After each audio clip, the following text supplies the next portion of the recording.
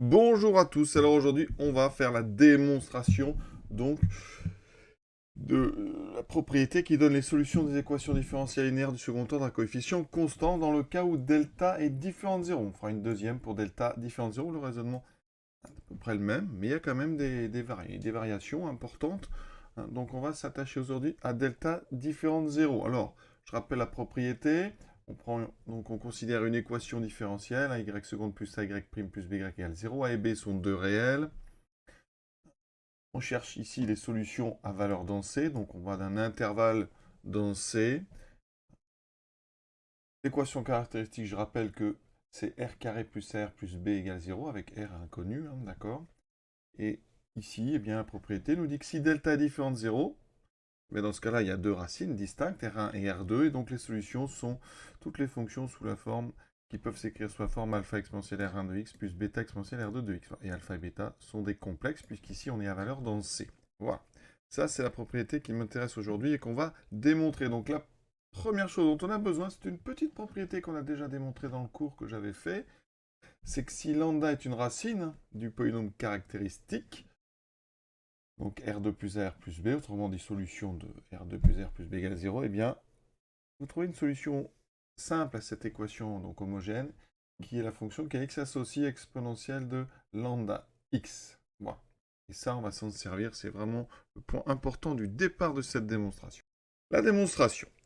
On est donc en train de résoudre l'équation E0, donc y seconde plus ay prime plus by égale 0, ce qu'on appelle une équation homogène, il n'y a pas de second membre. On cherche les solutions ici donc d'un intervalle donné i dans C.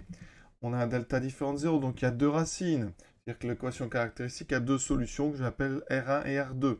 Et d'après la petite propriété, on a vu que la fonction qui a x associée alpha exponentielle R1 de x, elle est solution, quel que soit alpha, complexe. Donc maintenant, on va prendre une solution y. Donc soit y, solution de notre équation E0. Et bien ici, quel que soit x appartenant à notre intervalle d'étude, ici, i, eh bien regardez, y de x, on va l'écrire sous une façon assez...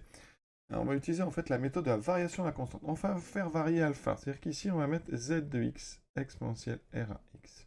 Alors est-ce qu'on peut? Bien oui, parce qu'il suffit tout simplement de factoriser par exponentielle r1 de x dans notre y, et dans ce cas-là, vous aurez y sur exponentielle r1 fois x, pas de parenthèse ici, et donc votre z, en fait, z de x, c'est tout simplement ça, ici, z de x, c'est y de x exponentielle r1 fois x. Et c'est toujours défini, puisqu'on peut, exponentielle r1 de x est toujours différent de 0.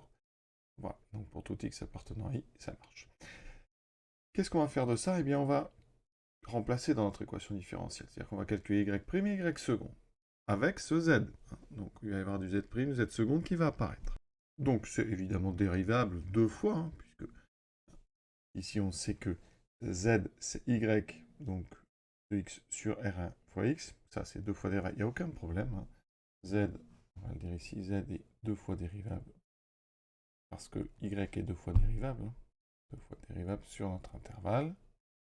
Y' c'est donc z', la dérivée d'un produit exponentiel R1 x, plus on dérive exponentielle R1 x, il y a le R1 qui sort, donc je vais mettre ici, on va laisser le z comme ça, fois R1 exponentielle R1 x. Maintenant on dérive une deuxième fois, donc j'aurai z seconde de x exponentielle R1 x, plus z' de x fois R1 exponentielle R1 x, plus je dérive le deuxième terme, z' fois R1 exponentielle R1 de x. Vous remarquez une première chose intéressante, c'est qu'ici, ces deux termes-là, c'est les mêmes. Donc ça fait 2 fois z' fois R1 exponentielle R1 x.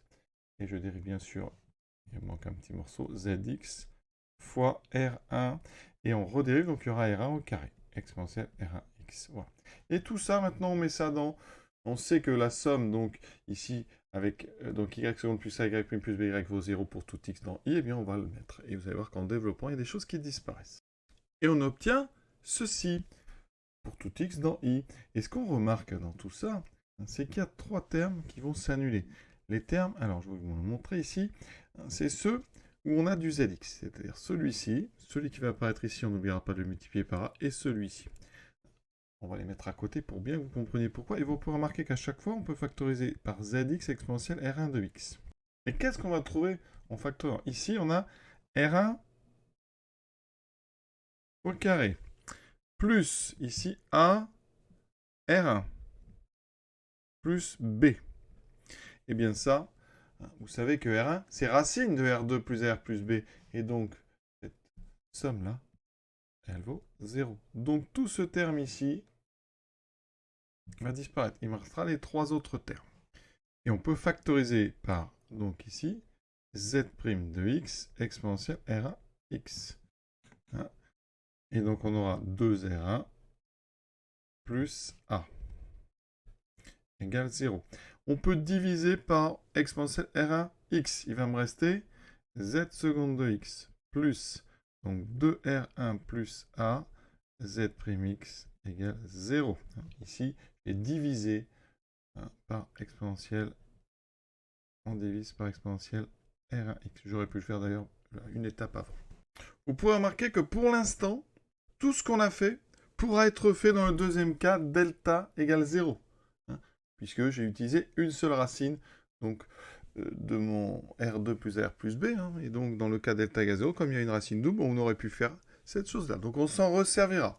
C'est à ce moment-là, en fait, qu'il y a une petite variante. Ici, on voit qu'on a, en fait, une équation du premier ordre. On va se ramener, si on pose grand Z égale Z', ici, ça fait du grand Z' de x plus 2R1 plus A grand Z de x égale 0. Donc, c'est l'équation du premier ordre. Et donc, ici, tout va dépendre du 2R1 plus A. Si c'est nul ou si c'est pas nul. Ici, on est dans le cas où ça n'est pas nul. Donc, on va quand même le montrer. Regardez, on est dans le cas delta donc, est différent de 0. D'accord? Ça veut dire que R1 est différent de R2.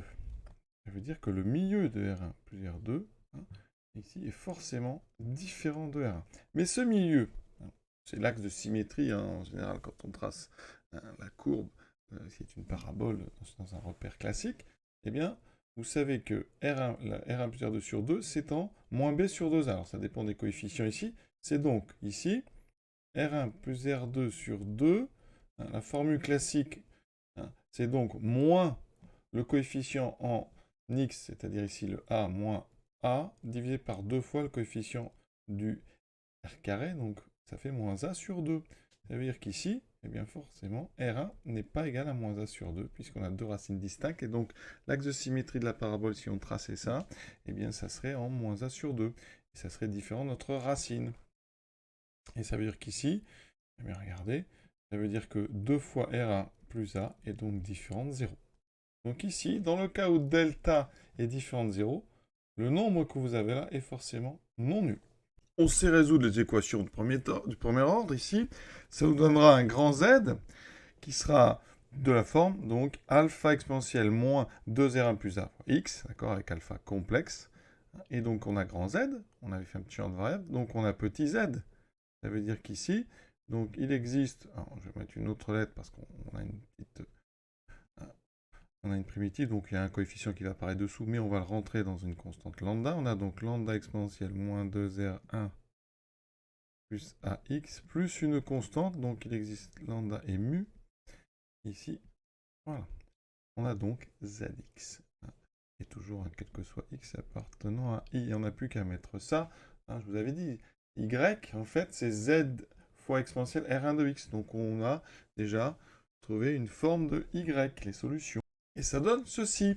Y de x, donc notre solution, on avait pris soit y solution, eh bien, on peut trouver lambda et mu tel que ça serait comme ça. Et si on développe, ça fait lambda exponentielle, alors on aura exponentielle moins 2R1 plus AX plus R1X. Donc on va regarder à l'intérieur. Et on aura un deuxième terme, lambda mu exponentielle R1X. On y est presque. Donc ici, qu'est-ce que ça nous donne cette chose-là? On a la somme qui apparaît moins 2R1 plus A plus R1. Donc si j'enlève les parenthèses, il reste quoi? Il reste ici R1, donc moins R1, moins A. Moins R1, moins A. Qu'est-ce que ça donne? Alors ici, A, C'est le coefficient ici dans notre équation caractéristique, c'est le coefficient de R, hein, d'accord? Ça veut dire que A, hein, c'est l'opposé de la somme des deux racines. A, c'est moins R1 plus R2, d'accord? On le sait, quand on a un trinôme du type AX2 plus A plus B, A, c'est l'opposé de la somme des deux racines, et B, ça sera le produit. Donc ici, vous voyez, eh bien, regardez ce que ça donne. Ça veut dire que, eh bien, en mettant du bon côté les choses, ça va faire donc du R2 égale moins R1 moins A. Donc moins R1 moins A, tout simplement égal à R2. Ça veut dire qu'ici, on aura R2 de X. Et on a notre forme, c'est-à-dire Y de X, c'est lambda exponentielle R2 de X plus mu exponentielle R1 de X. Bilan, nous, on vient de montrer que si Y est solution, alors il s'écrit sous la bonne forme, maintenant réciproque. Hein, on vérifie juste que toutes les fonctions dont l'expression peut s'écrire comme ça sont solutions. Alors ça, c'est évident parce qu'on a déjà dit que la fonction kx s'associe lambda exponentielle, donc R2 de x comme R2 est solution, c'est la petite propriété. Hein. Ça, c'est solution. La même chose avec mu exponentielle R1 de x, c'est solution. Et donc, comme on sait eh bien, que les solutions, c'est ce qu'on appelle donc un espace vectoriel, les combinaisons de solutions sont aussi solutions, ça veut dire que la somme ici des deux solutions, donc ici, sont aussi solutions. Donc, on vient de montrer que si Y est solution, il s'écrit comme ça, que toutes les fonctions qui s'écrivent comme ça sont solutions. Donc, bilan, eh bien, l'ensemble des solutions, c'est exactement ce qu'on cherchait. C'est donc bien toutes les fonctions qui s'écrivent ici. Alpha exponentielle R1 de x plus bêta exponentielle R2 de x avec alpha et bêta complexe. Voilà.